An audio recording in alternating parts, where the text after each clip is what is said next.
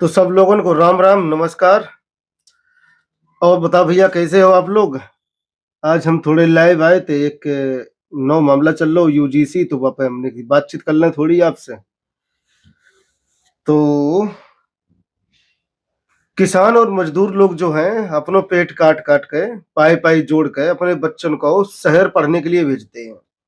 सपनों उनको बस एक ही होता है कि हमारा बेटा या बेटी जो है अफसर बनकर लौटे। लेकिन क्या आपको पता है कि 13 जनवरी 2026 को सरकार ने कॉलेजों के लिए एक ऐसा नया कानून बना दिया है जिसे लेकर पूरे देश में हंगामा मचा है। कुछ लोग कह रहे हैं कि यह अमृत है, अब कुछ लोग कह रहे हैं कि यह जहर है। आज हम आपको बताएं बिल्कुल साफ साफ और देहाती और देसी भाषा में कि आखिर माजरा है का। पहले तो सुन ले वो अच्छी खबर। अक्सर देखा गया होगा कि जब हमारे गांव देहात के सीधे साधे बच्चे जैसे कि एससी हैं, एसटी हैं, ओबीसी हैं, शहर के बड़े कॉलेजों में जाते हैं, वो वहां कुछ बिगड़े लोग और लड़का हो तो उनकी बोली, कपड़ा या जाति या भाषा पे मजाक उड़ाते हैं। सरकार ने अब डंडा उठाए लो है। नए नियम साफ हैं, अगर किसी बच्चे के साथ भेदभाव की शिकायत की तो प्रिंसिपल को 24 घंटे के भीतर कार्रवाई शुरू करनी पड़े। अगर कॉलेज ने आनाकानी की तो सरकार उस कॉलेज का पहले तो हुक्का पानी बंद करे, फंड जैसे मान्यता बंद कर दी कतई। जैसे मान लीजिए, एक एग्जांपल धरे, जैसे मान लो आप अपने गांव का सुरेश है, एक लड़का शहर गया, वहां कुछ लड़कों ने उसे गवार बोलकर या उसकी जाति को लेकर चिढ़ाया।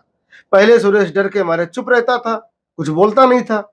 अब सुरेश शिकायत करेगा और कॉलेज को सुरेश की बात सुननी पड़ेगी और सुरक्षा देनी पड़ेगी। यह तो बहुत बढ़िया बात हुई है खैर।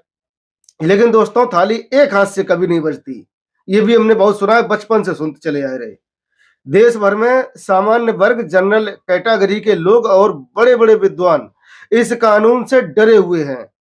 उन्हें डर है कानून के गलत इस्तेमाल का।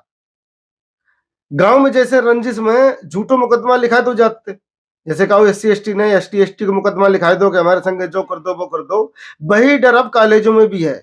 इसे 3 उदाहरण के जरिए हम आपको समझाएं। मान लो जैसे मान लीजिए कॉलेज में एक मास्टर साहब बहुत ईमानदारी और सख्त हैं। उन्होंने किसी लड़के को नकल करते हुए पकड़ लिया या क्लास में बदतमीजी करने पर डांट दिया।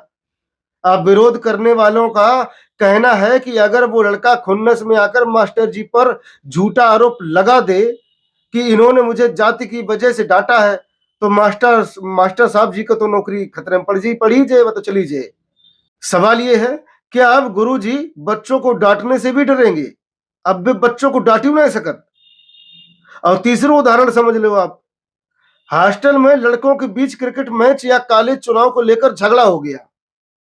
अगर एक लड़के ने बदला लेने के लिए दूसरे पर यह इल्जाम लगा दिया कि इसने मुझे जाति सूचक गालियां दी, तो बिना पूरी जांच के दूसरे लड़के का करियर बर्बाद हो जाएगा, पूरा बर्बाद हो गया।